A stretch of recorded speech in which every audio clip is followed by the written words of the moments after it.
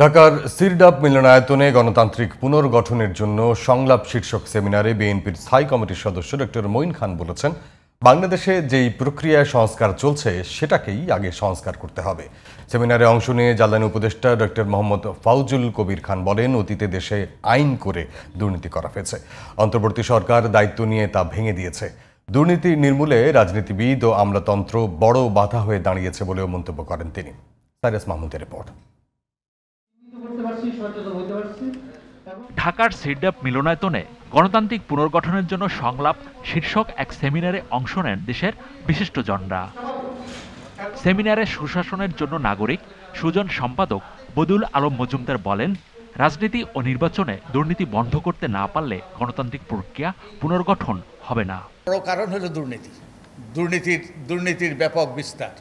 তো আমরা যদি এই দুর্নীতির ব্যাপক বিস্তার যদি আমরা রোধ করতে না পারি, তাহলে আমাদের যে সুষ্ঠু নিরপেক্ষ নির্বাচন নিশ্চিত করতে পারবো না এবং একই সাথে গণতান্ত্রিক উত্তরণও হবে না। বিএনপির স্থায়ী কমিটির সদস্য ডক্টর মঈন খান বলেন, বাংলাদেশের সংস্কার প্রক্রিয়া এখন যেটা চলছে সেটাকেই আগে সংস্কার করতে হবে।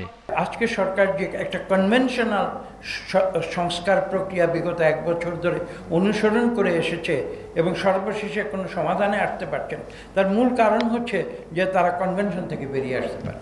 এবং সেই কারণেই আমি বলেছি যে আমাদের এই সংস্কার প্রক্রিয়াকে সংস্কার করা প্রয়োজন। তিনি আরও বলেন, পুরানো ধ্যান ধারণা থেকে বেরিয়ে না আসলে যেই সরকার গঠন করুক না কেন পরিণতি হবে পতিত সরকারের মতো। ট্যাঙ্ক লাগাতে হবে, জল কামান লাগাতে হবে, পুলিশের লাঠিচার্জ করতে হবে, রাইফেলের গুলি মারতে হবে।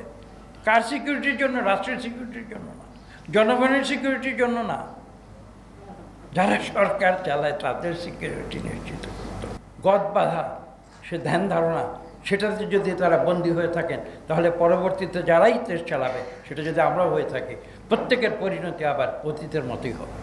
সেমিনারের জ্বালানি উপদেষ্টা ডক্টর মোহাম্মদ ফাউজুল কবির খান বলেন, অতীতে দেশে আইন করে দুর্নীতি করা হয়েছে।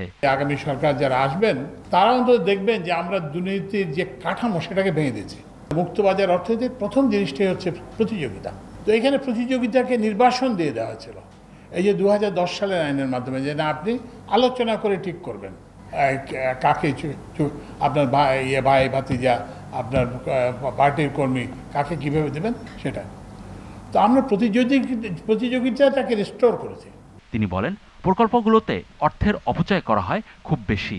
ভাঙ্গাতে rail station centrally air condition হবে, কমলাপুর রেল স্টেশন আপনার এয়ার কন্ডিশন না।